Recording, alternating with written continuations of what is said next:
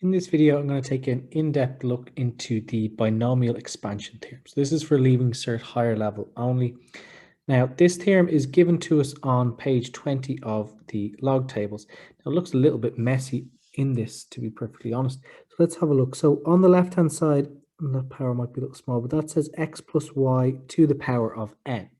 Now, we can skip this intermediate step and jump straight to this.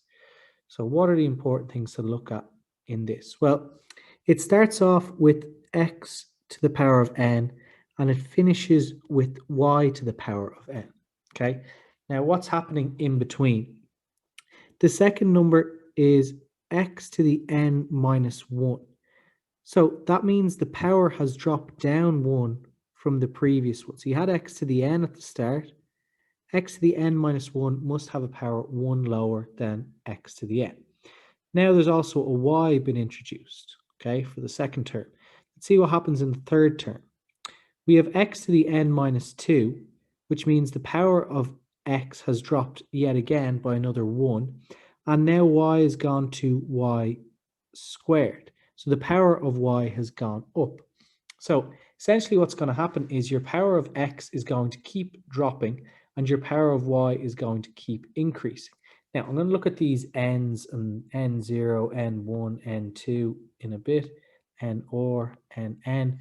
But for the moment, we'll ignore them for a second just to see if I can do a straightforward example of this. So if I was to look at x plus y to the power of, say, 6. What this is going to look like then is the first term will be x to the power of 6. Okay, so it's the first term to that power. The second term then is going to have the x power dropped by 1, and it's going to introduce y. Okay, following term is going to drop the x power again by 1, increase the power of y to y squared. We'll continue this process and we'll have x cubed, y cubed, and then the power of x drops, x squared, y to the 4. Then you have a single x, y to the 5. And what you should then finish with is, when you get down to a single x, the last term then will have no x, it will just be a y, and one more on that power will be y to the 6, which should, if we've done it correctly, match this 6 here. Now, I've left a lot of blank spaces along in this sum because these do have coefficients attached to them. So there should be a number in there for each of these. Now, there's two options to get the number that's going to go in there. One is to use what's in the formula above. Okay, I might just clear this off a little bit. Wrong one.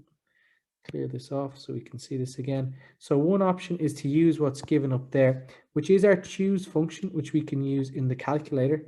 So the first one will be n choose 0. Okay, the second one will be n choose 1, n choose 2, until we get down to n choose n. I'm actually going to pretty much ignore that term here. Don't need that too much. So how would that work? So that would mean that the first term, well, to be honest, the first term is always going to be 1 because anything choose 0 is 1.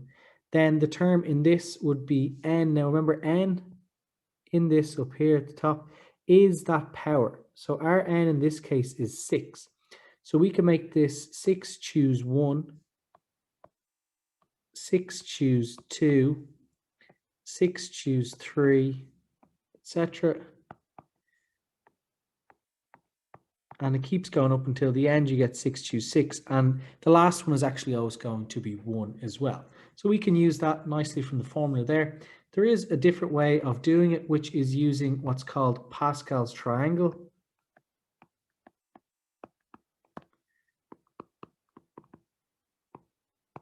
This will give us the same terms. Unfortunately, this is not given to us in the log tables, but it is quite a neat way of doing it. So Pascal's triangle is this, you've probably seen before. Triangle where it starts with a 1 on the top and it goes down with 1s on the outside either way, but there's always an extra term. The way we'll get the terms in the following rows is you add these two together to get a 2. You'll always have 1s on the outside. 1 and 2 together is 3. 2 and 1 is 3. 1's on the outside. So you'll always have an extra term, and it should actually always be a palindrome because it'll repeat itself backwards and it's completely symmetrical. So 1, 5, 10, 10, 5, 1, and then keep going down. Now, how do you know how far to go? So I'll have a look at that in a second. So the two 10s will make 20, the 10 and 5 makes 15, and then this, I think that's as far as we'll need to go. But the way you can check how far you need to go with it is like so. The 1 and 1 is for x plus y to the power of 1, because that is just x plus y. So the coefficients of that are just 1 and 1.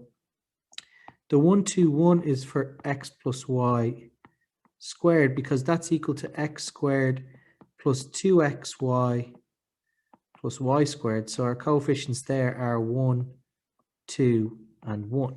And it'll continue down in that fashion, so that this one will be for x plus y cubed to the 4, to the 5, and to the 6. So it can be possibly maybe a little bit of a longer way of doing it, but it works out quite neat though, that we should have 1, 6, 15, 20, 15, 6, and 1. Now, you can put these into your calculator, the 6 choose 1 up here, and that would give you the same as 6. 6 choose 2 would give you the 15. 6 choose 3 would give you 20. 6 choose 4 would give 15 again. 6 choose 5 would give 6. And the last one will always be 1. 6 choose 6 would give 1. So we can then write our answer in up here. So we put in our coefficients. If these will work. So coefficients then, pop them in. So you'd have 1, 6, 15, 20, 15, 6, and 1. Okay, so that would be the expansion of x plus y to the 6. Now let's look at a slightly trickier one. So go just over this way. And how will I make this trickier? So what I'm going to do is I'm going to make it 3x plus 1 to the power of 4, let's say. So when we multiply this out, we have to be a little bit careful. We should have 3x to the 4 as our first term. Our second term will be something times 3x to the 3 times 1 to the 1. Then we'll have 3x all squared. I should actually leave a space for the coefficient there as well. Times 1 squared. Next, then we'll have 3x, the power is dropping down, times 1, then 1 cubed. Then lastly, we'll have no 3x, we'll just have 1 to the power of 4. Okay, now the coefficients we can take from Pascal's triangle, or you can do the choose thing again. So if you're to do the choose, it will be 4 choose 0, 4 choose 1, 4 choose 2. So a lot of people prefer doing it this way to Pascal's triangle, because it's written this way in the tables as well, so it can be kind of neat. Now, for simplicity, sorry, I'm going to jump back over here. My power of 4 is this one. I'm going to rob it from Pascal's triangle because we've already done it. Is 1, 4, 6, 4, 1. So if I come back over here, then that would be, if I just fill them in. So 1, 4, 6, 4, 1. So we have 1, 4, 6, 4, and 1. Now what makes this a little bit messier is we do want to put these powers in, okay? So the cube, the square, etc. So to put a bracket to the power of 4, you must put each term inside the bracket to that power. So we're going to need to put 3 to the power of 4 and x to the power of 4. So that first one will be 1 times 3 to the power of 4 is 81 x to the 4. Then you would have 4 times, you'd have to put 3 to the power of 3, which would be 27, and x to the power of 3, which would be just x cubed. And we have a 1 at the end. Now it's a little bit easier actually if it's a 1 at the end. That number at the end here, which we got from our bracket, if that was something bigger than 1, so if that was 2 or 3, 4, this would get even larger again. So then the second or third term, I should say, would be 6 by 9x squared. So you square the 3, square the x. It's just multiplied by 1, so it's not too bad. Then we have 4 times, and we have just 3x times 1.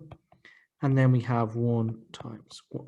So we should go one step further, multiply these together. So this is 81x to the 4 plus, what's 27 times 4? That would be 108 x cubed. Then we would have 54 x squared. Then we would have 12x. And lastly, we would have a 1 at the end. That would be our expansion of 3x plus 1 to the power of 4. So it's an interesting one because it hasn't been asked that many times in exam questions. So it's hard to know exactly what way they would ask it. I'm going to look at one way it was asked in a mock paper. I should have this question down here.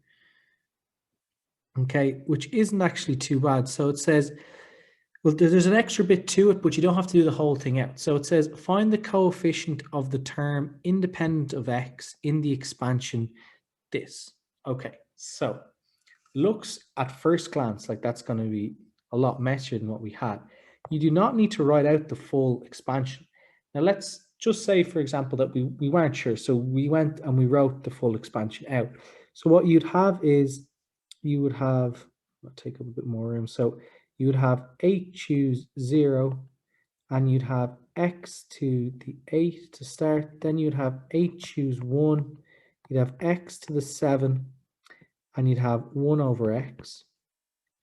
Then you'd have 8 choose 2, x to the 6 by 1 over x squared. Then you'd have 8 choose 3, x to the 5 by 1 over x cubed.